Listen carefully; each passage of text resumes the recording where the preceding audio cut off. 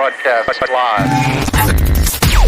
Coming to you live. We're live From the basement of an abandoned training facility where we talk about fighting, training, and events.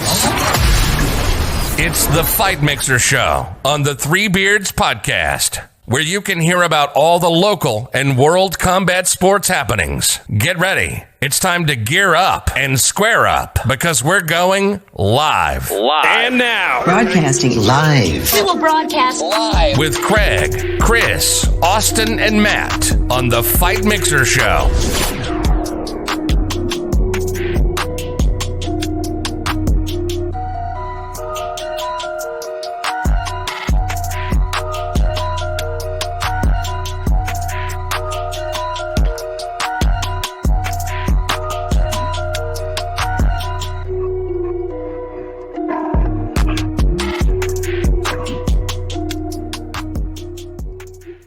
Welcome to the Fight Mixer Show. I'm Craig. Along with me is Chris, Austin, and we got our guest host with us, Debbie Gamble, our number one fan. And coming to us live from some hidden bunker in the great state of New Jersey is Mr. David Potter. How are you feeling? What's going on, everybody, you beautiful bearded people? What's going on? No, we're doing good. We're doing good, man. Let's just get right to it. I don't even really know what to introduce you as. I mean, you are a wrestler, an MMA fighter, an announcer, a business owner, a TV personality. You've got a lot going on. You know what? Like I just like to be part of the MMA game. You know, I'm just floating around. You know, I've loved MMA my entire life.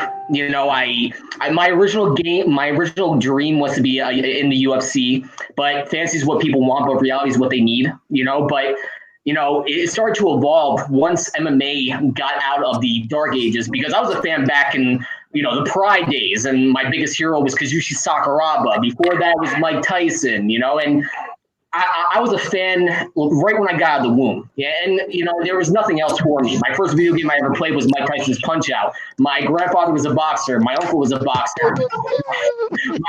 My dad was a wrestler. I wrestled since I was around 6, turning 7. And then I watched the first UFC. UFC went underground. I watched Mike Tyson fights. Mike Tyson got arrested. Then Pride came out. I was a Kazushi Sakuraba fan.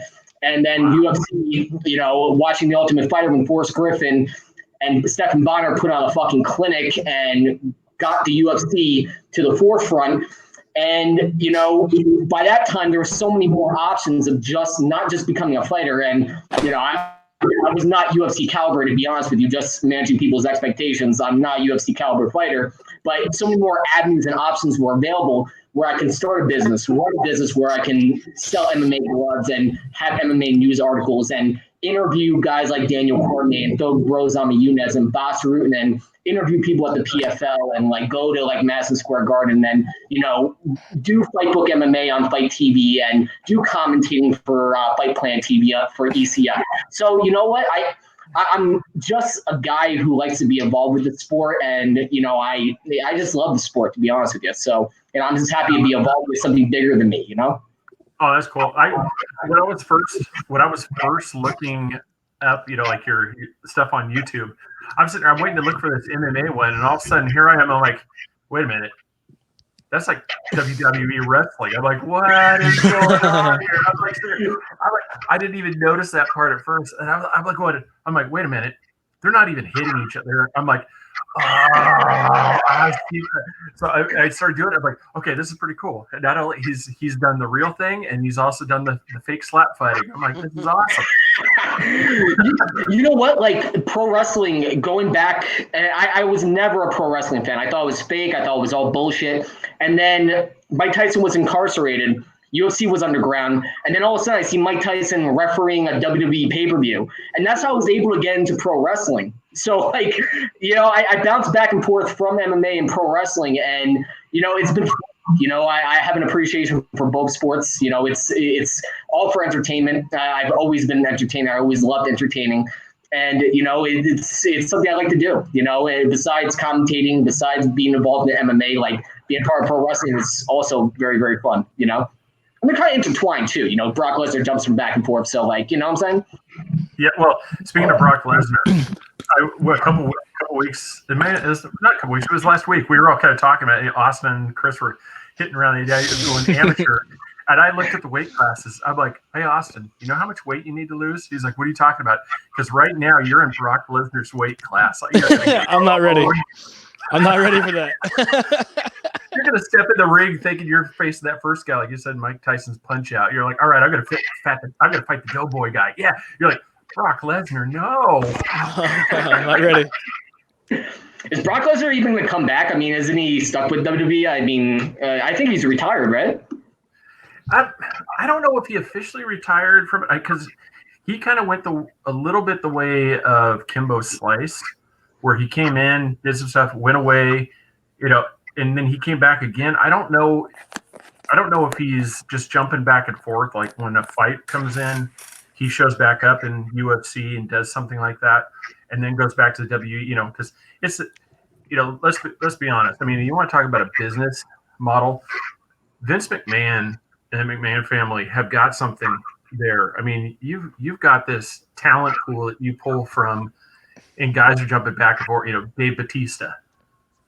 You know, movie star, Rock. You know, you've got Dwayne Johnson does movies like this, and occasionally Vince just calls, "Hey, buddy, I need you to come back for WrestleMania. Come in, just throw a couple dudes around for a little bit. You can even throw me on the mat, you know, smack me around a little bit, give me the people's elbow," and I go, and then all of a sudden we're gonna walk away with a, you know, huge paycheck. And I think that's kind of what Brock Lesnar is doing. I think occasionally Dana White is just like, you know, they finally talk something, and it's like, yeah, we'll throw you on, you know, some cart, and he comes back, but then he disappears again.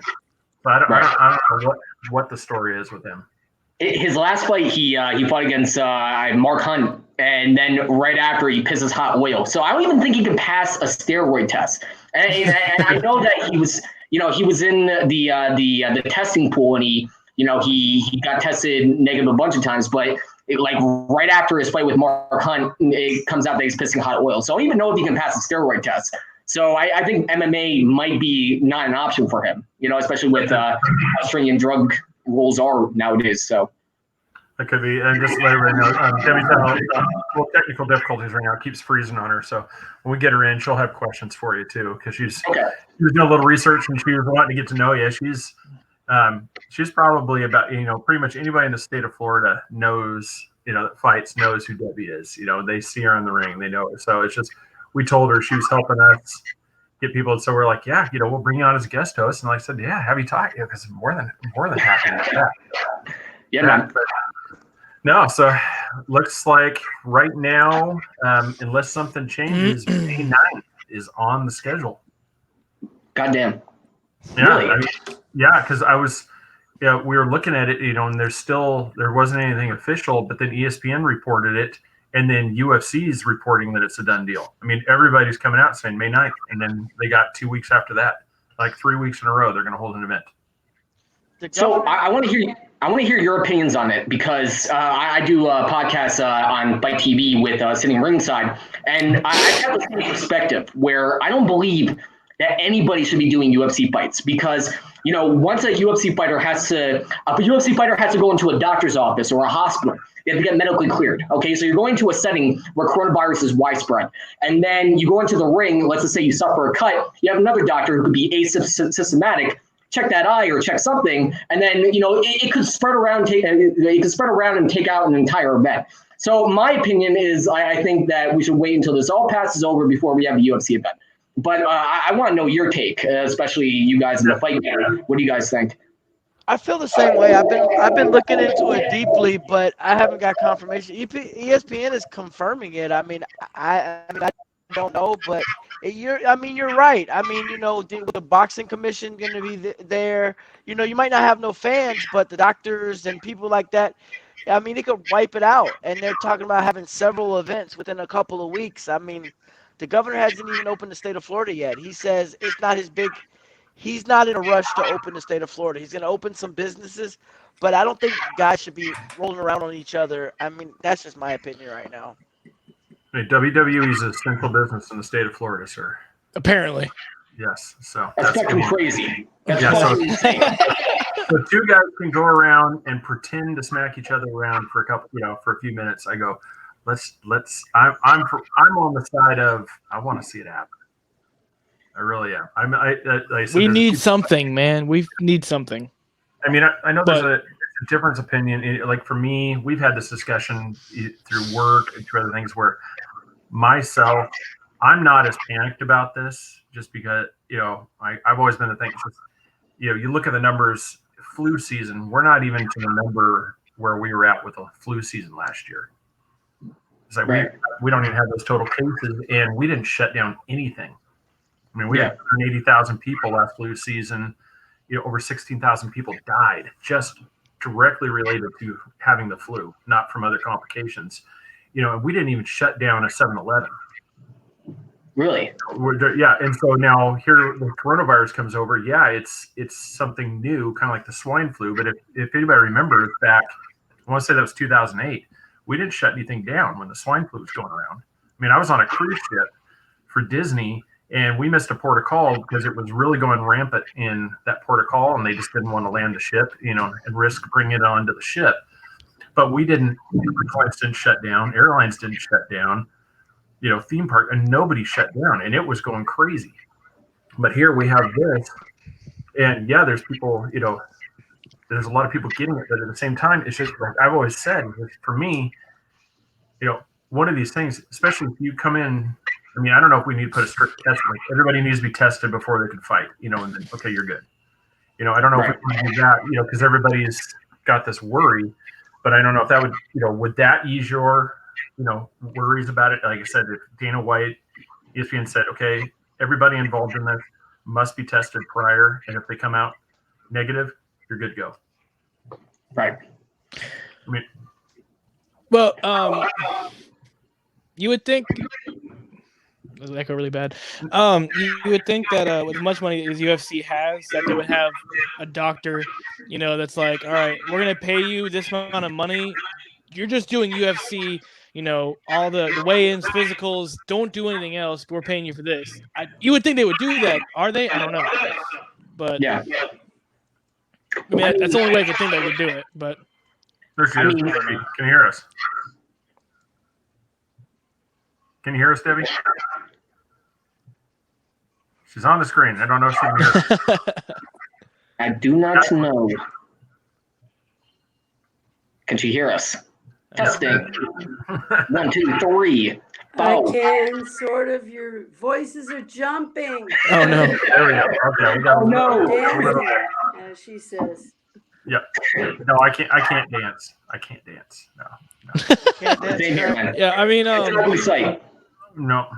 Nobody wants Man. to see that. Nobody. No. Nobody. No, it's just one of those things, like it's we are there other. I mean, our podcast is conspiracy also, and it makes you wonder, like. They're freaking us out, but at the same time, the draft still happened. They're still pursuing the NFL season to start. All these big events are still going. Like, they know something we don't. That's what makes my mind still go crazy. Like, okay, they're still putting on fights. Obviously, it's not that bad, apparently. But no fans, I understand, but they're still fighting. Like my girlfriend said, she's like, they still have people that have to, you have the coaches, you're training, you do a bunch of other crap, So it's like, you're not alone. You're not fighting that one guy. You're training with like 10, 20 people before you even fight this dude. Yeah. So So training with 20, 30 different people, I mean, that's Yeah. how you put on a good training camp. I mean, training camp for me, and I'm on the AMI level. So training camp for me will last 4 to 5 months, and I'm training with a multitude of different people. And I'm hopping between New York, I'm going to Hoboken, I'm going to different areas, touching different people, rolling around with different dudes, going in the locker room, which is a cesspool on the match cesspool, Yeah. getting on flashbacks, and then I'm going to my primary doctor. I'm going to get tested for HIV. I'm getting tested for doing the blood tests and everything like that. I'm going to a physician. I'm going to a hospital setting where I can get my x-rays, make sure that my head's all good. And I'm going to so many different settings, and there's so many chances for me to get clipped and so many chances for me to catch the Rona. So, this is just from an amateur standpoint. We're talking about the UFC, where a UFC professional fighter is going to have a professional a professional training camp where they have all these doctors. They're going to have chefs. They're going to have training partners that are going to fly in, and I'm so scared, that the not only are you going to get ketchup from somebody, but let's just say you eliminate everything from the equation, no training partners, nothing. The quality of fight will go down. I think that people might be ill prepared, and the quality of fight. I turn on TV, I'm watching the UFC where I'm expecting the best fights in the world, and people are gassing out by the second round. So I think the quality of fight might diminish too. What do you guys think? The only thing that's going to work is if you throw it back to Ultimate Fighter days, put them all in one house, and they can't go anywhere. That's not going to happen. I'm sorry. I saw them. I don't know how they held their anger, and maybe they haven't seen each other often, but some of these fighters know each other well. It's not going to end up well. So Thunderdome, just have them all in separate things. The door just opens up and they come out. I don't know if you watched our last couple episodes or not. Did you see the suggestion that we came up with when we had about the drive-by fights? We get in the cul-de-sac, and then just as the cars roll in, you just hop out of your car, you exchange a couple punches, and you hop back in the car, and then just keep circling around. That way, you always keep a distance. Well, Dana White's going to be a part of rebuilding this country, so maybe he can make Fight Club. Fight Club will be part of law. So there we go. Be a possibility. And we'll just have live drive-by fights. Just pull in just that's out of nowhere. I mean, fucking great. Homeless fights become you have to homeless fight at least once a week. It's gonna be part of law. Two vans pull up, and Ferguson and Khabib just come jumping out, and they just start hop back in the van. They peel off to the next cul-de-sac just to keep ahead of the law, make sure that nobody catches on where we're at. The whole time, flying straight in the whole time. Some 80s thing where everybody's got the cameras going around. Like Running Man, you're just jumping from cul-de-sac to cul-de-sac, holding the fight. That'd be great.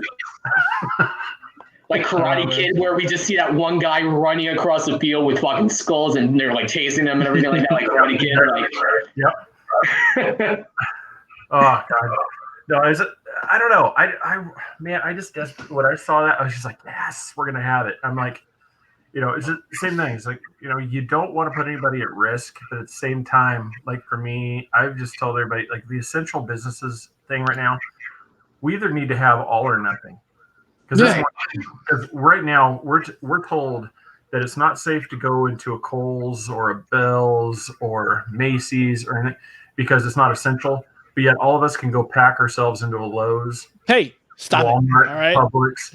I'm sorry. I went one time. I go to Lowe's. That's what I said. You're doing all this stuff, and everybody's like, you're going to put us at serious risk if you go here. I'm like, how is this any different than me walking into a Subway to get a sandwich, or I walk into Firehouse Subs and get a sandwich, or I go, just Five Guys. You're like, you start looking at it, and you're like, okay, so it's either this is all safe or none of it is safe. But this thing, I don't understand why with this business, no, we can't do it. But I can be in front of us. I can go walk down the grocery store. I could be 2 feet away from the cashier and 6 feet away from the other person. I go, at that point, you're really realistically, even in the fight world, to roll this back, is there really much of a difference? I mean, if you just make sure everybody's separated, around, I mean, your fight guys and you're already kind of a family. Right. So if you keep them, the main interaction that you're really going to have is going to be the two fighters and the rep. Those are going to be the ones, and then you're going to have the doctor. I mean, so you're not going to have to, because there's no audience. It's going to be an empty facility. So you're going to have a limited exposure, but at the same time, I mean, that's what I was wondering. Maybe if we everybody's tested, and then we know we're good. Because even people that come in and do the taping, it's like if they've been tested, we know we're good. But they're also talking about Fighter Island, and Dana White dressed up as Shao Kahn and fatalities and shit. So maybe Fighter Island might be a good idea. I mean, now that you bring it up, I've always disagreed about Fighter Island, but maybe it might be a good idea. The dark back behind the screen, it just suddenly lights up with Dana White there. Finish it. That's awesome. What are the main fight stages in New Jersey, and how do we get hooked up in that circle? So way back in the day, like I had to go to like Brandenburg, Kentucky and Vermont and all different places to get smoker fights. It took me, so my first fight was 2006 and then my first amateur fight was 2010. I had to fly all the way to Brandenburg, Kentucky. And I was 125 pounds. I could only find a fight at 145. And the guy was 6-1 and a champion. That fight, I was beating him until round, shot for a takedown, and I got caught in a guillotine. I'm like, oh shit, and that it doesn't even count on my record because apparently it was unsanctioned. So like back in the day, the rules were completely different, But the main stage is Asylum Fight League, which I had an offer to fight with them. I think it was 2010. I was supposed to fight this guy from Pellegrino's gym, and the guy got injured. And I actually messaged him, and I wish he was okay and everything like that. Asylum Fight League is a big league in New Jersey. And mostly New York too, because New York got legalized. Like right when New York got legalized, I hadn't fought for 7 years, but I'm like, oh shit, I'm going right back in a training camp so I can fight in New York City because the first fight I ever watched was Muhammad Ali versus Joe Frazier. So the dream was to fight in New York City. So ECF is a big fight league. Triton fights in New York. So the fight scene in New York is booming. New Jersey, I would say like Asylum Fight League and reality fighting. But the fight scene is booming in New York City. So just to answer the question. Well, who doesn't want to be in like the MSG? Man. Yeah. That's square. Just the history in that spot. I mean, everybody would be like, oh yeah, I want to be in there. Oh yeah, dude. But no, it's, Debbie. She just asked. What was your dream fight? With and where? I would say like fighting in New York City was my dream fight because, by the time like my last fight was in Burlington, Vermont, and that was the only fight only place I can find a fight at my weight class because I fought at 125 and then I later had to bump up to 135 and 145 when I fought for ECF. My dream, it wasn't a dream fight with anybody because on the Emmys, it's touch and go. Like people are either dropping out of fights, you have to take what you can get on 24 hours notice or 48 hours notice and everything like that. But my dream was to fight in New York City because there's so much the New York fight scene was just so big to me. And like watching these great fighters like Prince Nassim Hamed fight in New York City, watching that pay-per-view, watching these little guys like make a name for themselves and everybody wanting to order these fights and watch these fucking little guys. And watching Muhammad Ali versus Joe Frazier, the fight of the century in New York City. So right when New York City got legalized, I'm like, well, this whole stint of not fighting, I'm going right back in a training camp and I'm going right back. I want to fight in New York City. So just fighting in New York City was my dream and I got to do it. I got to do it twice in 2017. I was planning on doing it again because Lou Neglia, who runs a great promotion in New Jersey. I forgot the name. Lou Neglia, Ran Combat, as another great promotion. He runs amateur fights, kickboxing, and MMA out of Hulu Theater in Madison Square Garden. I was talking to my buddy Mel, and I want to get involved with that because, if I could take one more fight, it would be in the Hulu Theater in Madison Square Garden, with an 8-9 month training camp. And, I think November might be out of the question, but I would love to fight in Madison Square Garden. I don't know who I would want to fight. I don't really have a dream fight. I would love to punch fucking Hillary Clinton in the face. But I don't have a dream fight. Like a fight in like Madison Square Garden would be, Oh, that's awesome. So when you say there's when it got legalized in New York, is there some states that's not governed by a commissioning body? Is there some states that is not legal in? I think they're all legalized. I think so. I'm not really too sure. But New York was the last one to go, and there was so much hypocrisy, and there was so much tension between the Fertittas and the New York City governor or the New York City mayor or whatever. Because Station Casinos was owned by the Fertittas, and there was so much like behind the scenes reasoning why New York wasn't legalized for the longest reason. And then, finally he got removed. Like there was some controversy behind that, and then New York finally got legalized. I think New York was the last state to go. I mean, you guys can correct me if I'm wrong, but I think New York was the last state to get legalized. Sorry. Debbie had another question for you. What gym do you train in, and what's the hardest part before a fight? Like, what is the hardest? So Hoboken Jiu-Jitsu in Hoboken, New Jersey, UFC gym, they're combined, good people, good vibes, and everything like that. The hardest part before a fight,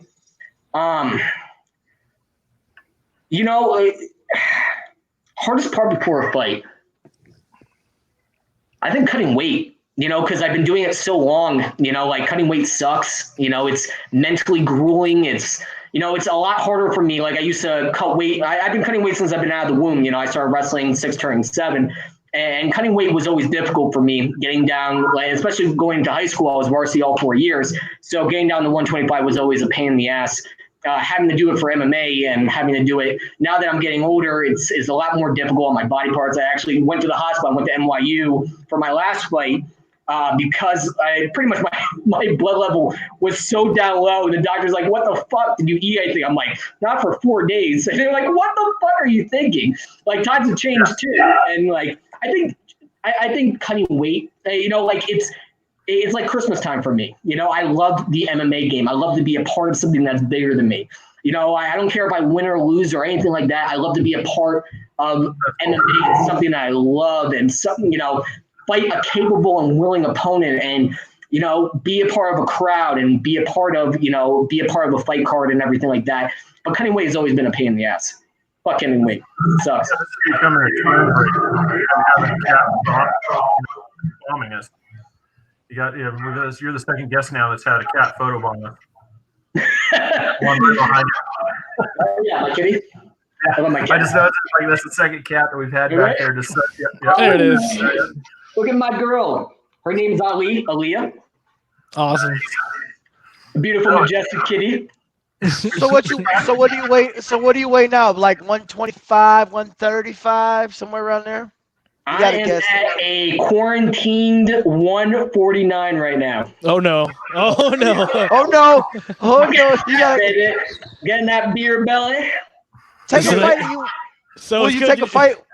Will you take a fight at that weight? 145 was my last fight that ended in a draw. So I decided to bump up weight because I fought at 135. So it's such an interesting story because I fought for ECF. So I cut weight to 135 because I walked around at 155 by that time. I cut down to 135 and I went to the hospital. It was grueling. It sucked. I hated it. Fuck cutting weight. Cut down to 135. The guy didn't get the medical papers in on time. So we didn't get to fight. He said, don't worry about it. So you can fight the following month. So a month and a half later, I got to fight him again. So I gained all the way back, and then I had to cut the weight again. So 135, cutting that weight sucked. It was an absolute nightmare. I had to do it twice. And then, I said, fuck it. I'm going to fight at 145. I fought. The original guy I was supposed to fight actually had an injury. He ended up fighting for Bellator a couple months later. I think his name was Jose or something. I'll get verification on that. And then I fought another guy, Michael Dupree, and I fought him at 145. And then a draw, but I still felt really comfortable at 145. I didn't have to cut weight. It was awesome. Felt great. So 145, I would definitely be willing to fight at. So. Nice. So are you actively? I was. So I wasn't training. It was. So again, going back to the subject of fantasy is what people want, but reality is what they need. With work and with everything going on, and to maintain a comfortable lifestyle. And of course, I don't have a silver spoon. I can't rely on anybody to support me. I rely on me to support me. So the biggest thing is I don't want to fail my own expectations, and I don't want to disgrace the sport. So if I can't put in full-time effort, I won't take a fight. So I was able to reserve some time, and an interesting opportunity got plopped on my desk probably around October and November, where they hold kickboxing and MMA mixed amateur events at the Hulu Theater in Madison Square Garden. So I started training again October and November. And then naturally, this whole coronavirus thing happened. Gyms closed down, everything like that. I'm still running, still getting my road work, still working out at home. But it's very difficult to say considering with everything fucking going on, So it's very hard. Okay. Very hard to say. We got an echo right now. I'm going to drop out. You guys, next person, we're going to come back in. You're the man, Ryan. There you go. Yeah, it was Craig. Oh well. Ask a dude about the lion. What's the lion? You mean Joe Gaskin? Getting fed to the line? What's going on here? Oh man, I'm getting called out. Oh no, Ryan's calling me out. There we go. Hey, we're lining up fights. That's what the show's about. Lining up fights. I'll fight him. Okay. Hold on a second. Hold on, Chris. Aren't you? You can't get down to 145, can you? No, not at all. So listen. I'd be in the hospital and dead. I weigh 230 to get down to 145. I'll be malnourished. I'll be a malnourished rocket. I have to trade in all my clothes. All right, so I know Chris is tired of hearing about it. A lot of people are too. You know Jim Allers, right? Jim Allers, no. Bare knuckle. He's a bare knuckle champion. What was he fighting at 145? He's undefeated bare knuckle champion. He fought UFC. He fought all his amateur fights. And Chris thinks he can take him. And I tell him no, man, just for your safety. Right now I'm 300. I'm gonna get down to 250 because that's the way I felt best at. Even at 250, I'm not gonna fight Jim. I'm sorry, he's no way scary, man. So I'm double his weight. I'm not gonna do it. There's a fundamental difference between professional fighters and amateur fighters, and I train with both. I roll with both. I'm the Emmy level for a very fucking good reason, because I work I sometimes I'll go to the gym in the morning, depending on if I have a fight coming up or if I have an opportunity put on my desk and everything like that. So I'll sometimes go to the gym in the morning, but I also have to go to New York City in order to work. And then after work, I'll go to the 7:15, 7:30 class, whether it's jiu-jitsu, boxing, kickboxing, whatever. But professional level, at the professional level, these guys are going to the gym 3 or 4 times per day. I mean, and it can show in the gym. There's plenty of times where I'm getting my fucking ass whooped by professionals at my weight class. There's a fundamental difference between professionals and amateur. From a grappling standpoint, from just from a competition standpoint, from a training standpoint, they're just at another level, and my schedule does not permit it. So Jim would probably fucking tool all 4 of us, to be honest with you. I give up. I give up, Austin. He broke it down in idiot for me. So he broke it down in idiot terms. He's like, okay, look, there's a difference between hood boxing and real boxing. So I'll take it. I'll take it. I'll take his advice. I'm gonna sit down tonight. The day is 4:26. I'm gonna sit down. He broke it all the way down. He took it up. He took it all the way down for me. Thank you. I appreciate that. Oh no, I wasn't trying to. It's logic, man. So the sad part is I want to try to start amateur. I'm only 24. I'm still young. I have no wrestling experience. I wrestled for 4 days in high school and I quit and just played football and lacrosse. So that doesn't help me at all. Yeah. What's the best advice for someone starting out amateur? Just to figure yourself out and stuff. Okay, so number one, attitude. Oh, I'm sorry. What were you saying, sir? I said get knocked out and dust it off and try it again. I think number one, attitude determines your latitude. So I've ever seen the movie Ratatouille. Anybody can cook. I think that anybody could fight. Fighting is in our DNA. The reason why it's the fastest growing sport in the world is because everyone knows how to defend themselves. Everyone knows how to compete. On any given day, my grandma, God rest her soul, can knock me out, or anybody can knock me out on any fucking given day. That's why it's the universal language. That's why it's the fastest rising sport in the world. Anybody can fight. So you have to take the pressure off of you. You go to a gym, even though you know how to fight, you go to a gym to hone that craft and sharpen those tools and learn different style. And thinking on the positive too, you have no tendencies, no flaws, nothing. You're starting off blank portrait. You can be this hybrid athlete, which I've seen. My buddy Brandon, who trains at Brooklyn MMA, he fought for Ring of Combat. He was actually a title contender at Ring of Combat. No wrestling. He was overweight, chain smoker, everything.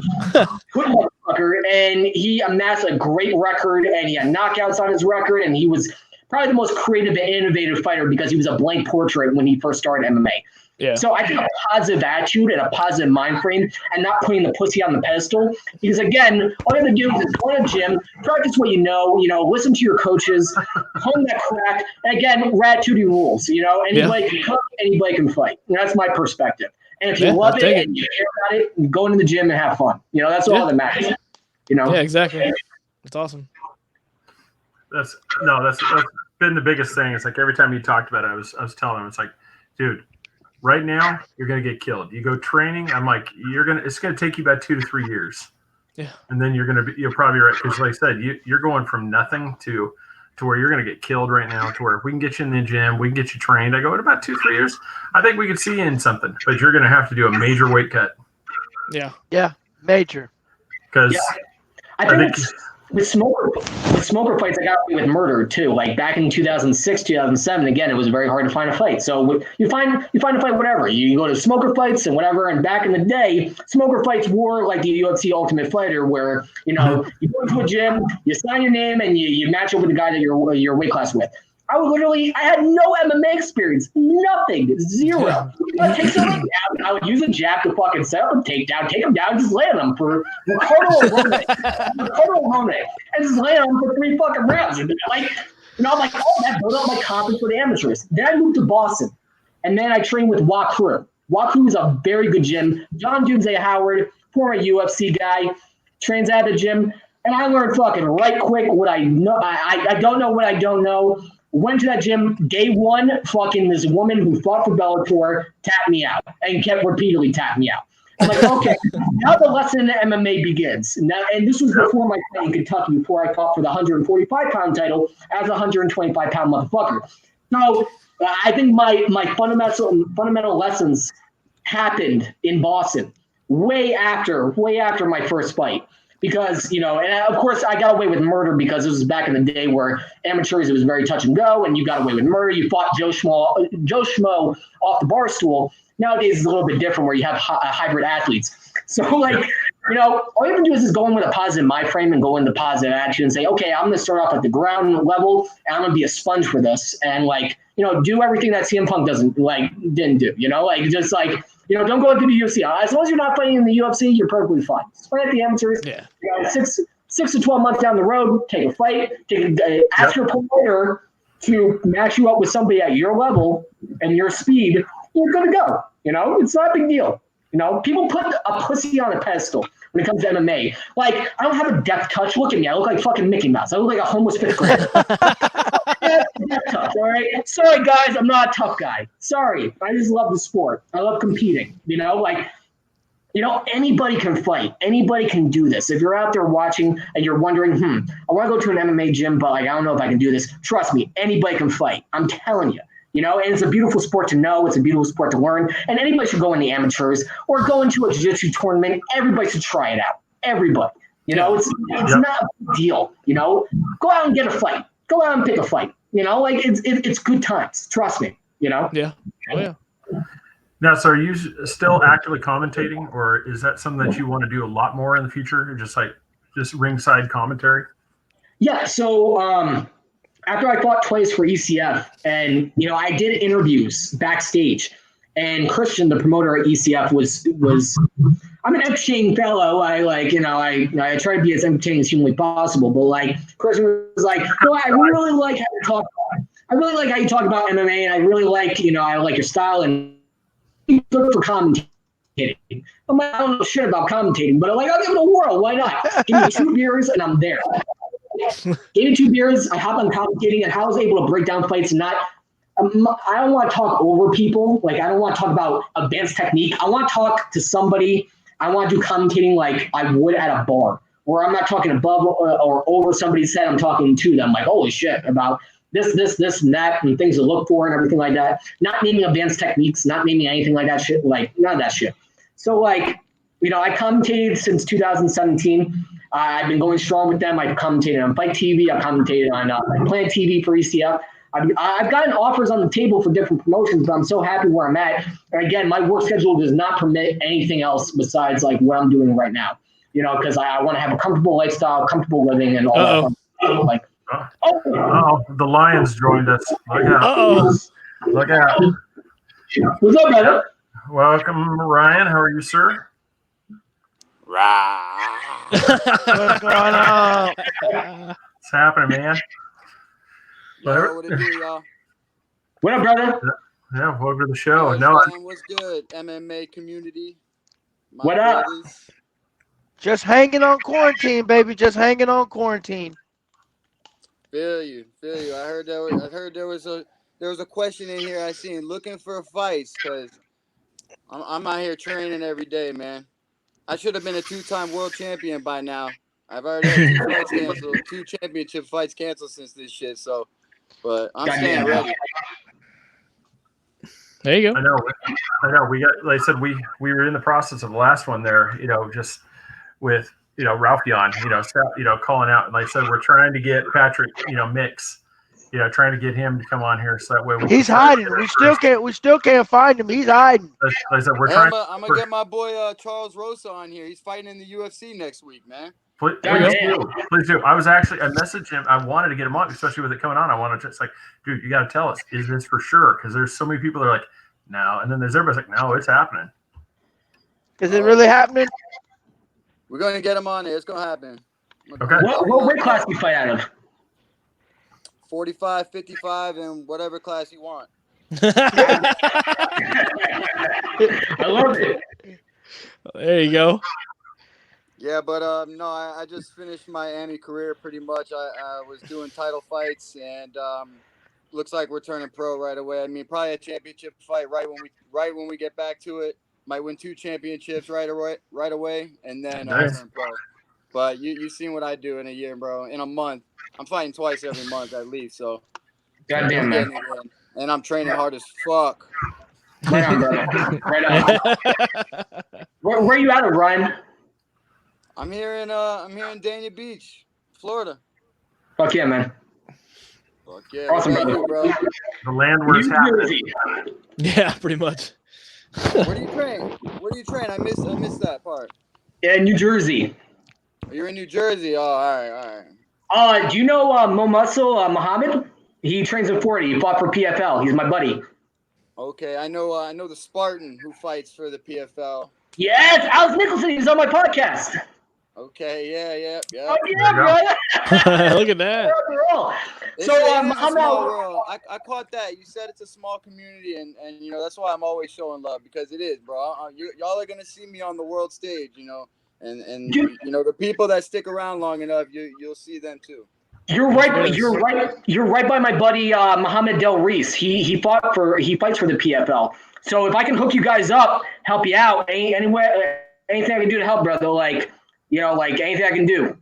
Yes, because I've been having training sessions at my house in the jungle, and professional levels, been coming over, and novice, but we've been getting work in. So I'm always encouraging people to come and stay active right now, stay fit, around healthy people, obviously not doing anything unnecessary, but definitely staying active and staying strong, because, quarantine in your house is bullshit, man.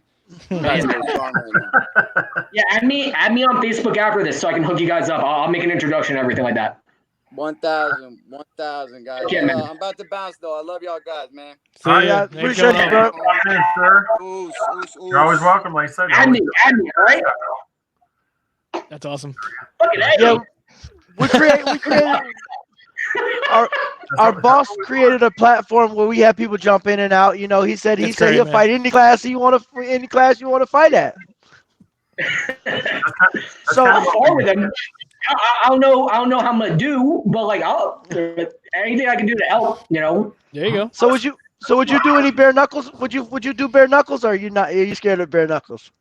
So I had a big argument because Rico Rodriguez trained out of our gym in Hoboken. So my boxing coach, Daniel Cormier, I argued because Daniel Cormier was in Rico Rodriguez's corner for the first bare knuckle fight that Rico Rodriguez fought at, and I didn't get bare knuckle fighting. I'm like, we're taking 3 steps back to the olden days where the UFC got fucking buried, and we're taking 3 steps back. I didn't really get bare knuckle fighting.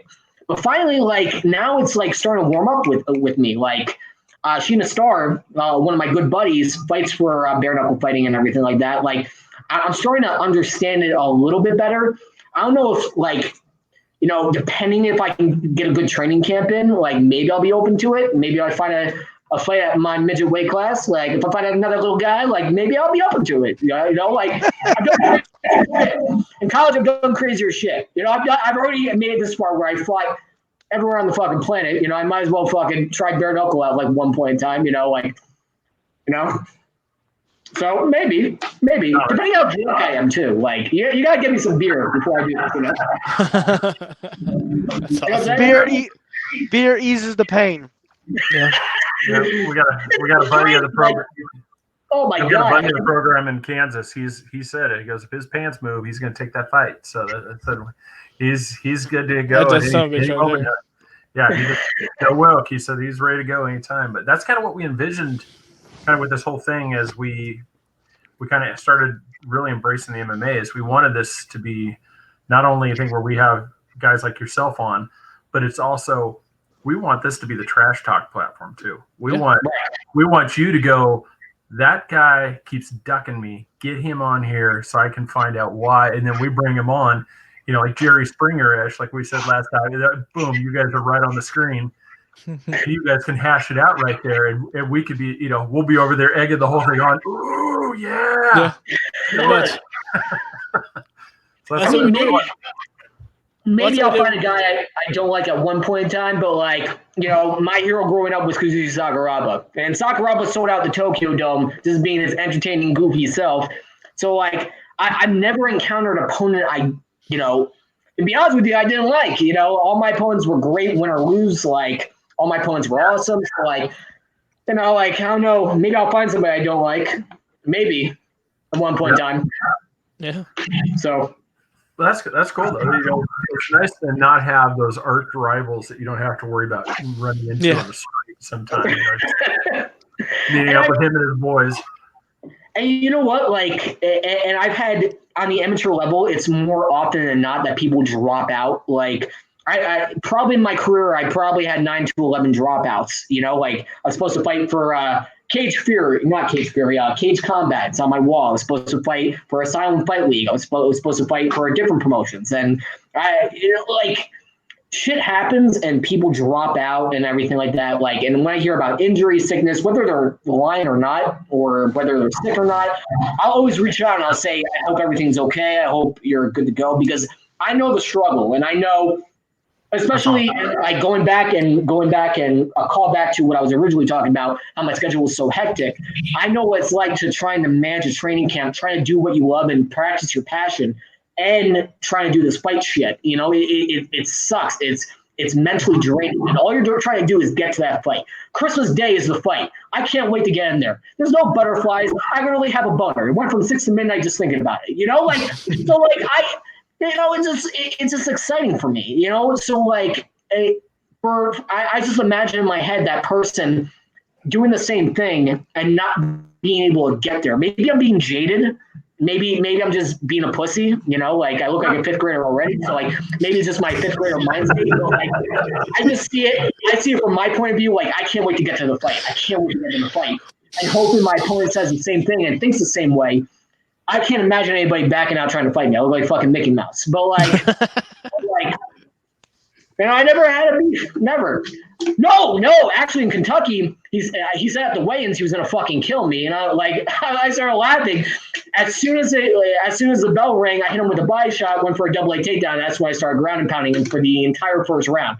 So that's the only time I've really had a beef, to be honest with you. So I gotta say, some fight footage. You'll be entertained.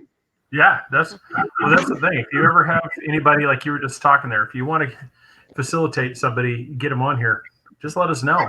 Well, I said we'll make a time to get on here, because like I said, that's what we're after. We want to see we want to see the Khabib McGregor type interaction between guys, just trash talking right here on the screen, and we're just we'll just be over here, like I said, throwing the popcorn. Just let it happen. Right. Yeah. You know what? I gotta hook you up. With Sheena Starr, and her nickname's the Mob Wife. But both of these two women were fucking going at it. These two women, and they were supposed to fight, and Mayhem Miller got involved. I gotta remind me to message you after the show. I gotta get these two girls on the podcast. You guys will have a fucking field day. Someone needs to run these two women.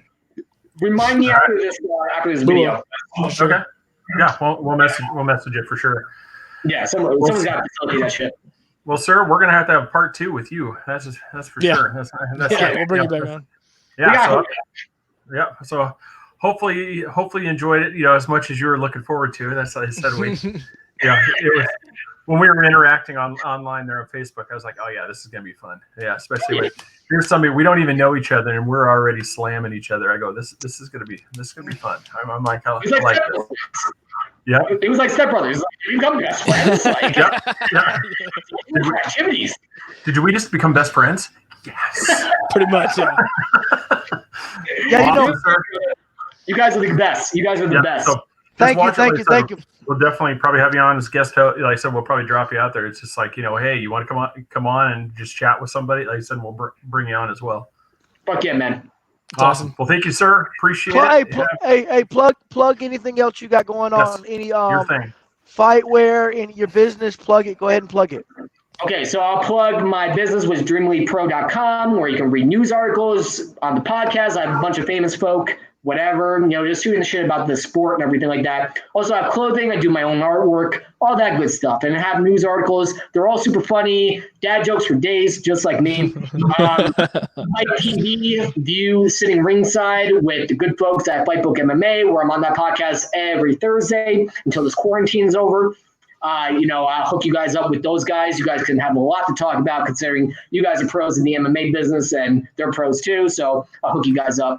ECF, we're going to have another event very soon. It's going to be on Fight Planet TV. I'll be doing commentating. So I'm going to drop some knowledge about MMA and also drop some dad jokes. It'll be great. Me on commentating with 10 to 15 fights, groovy times.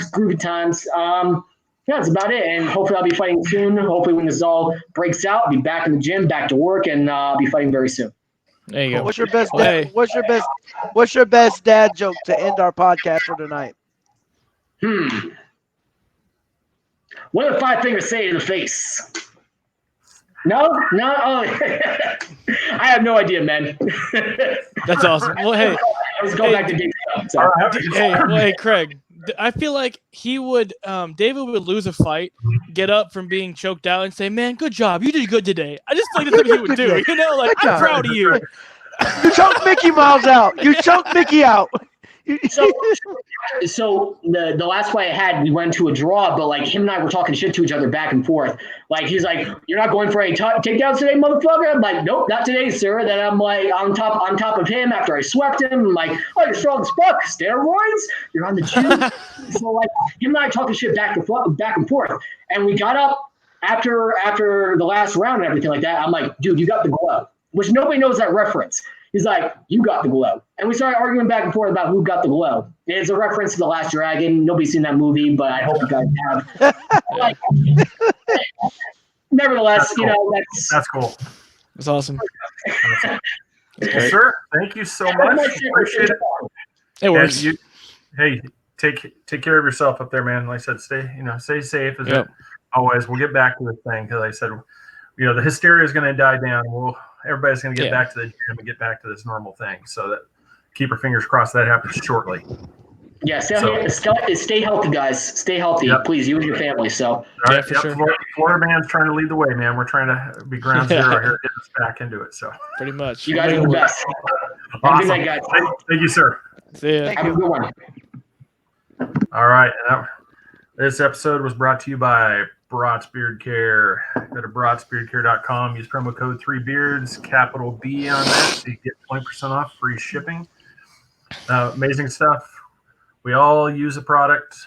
Yeah, check it out. More stuff. Yeah, we're running low, especially since the farmers market's out. So we're gonna have to order from him as well.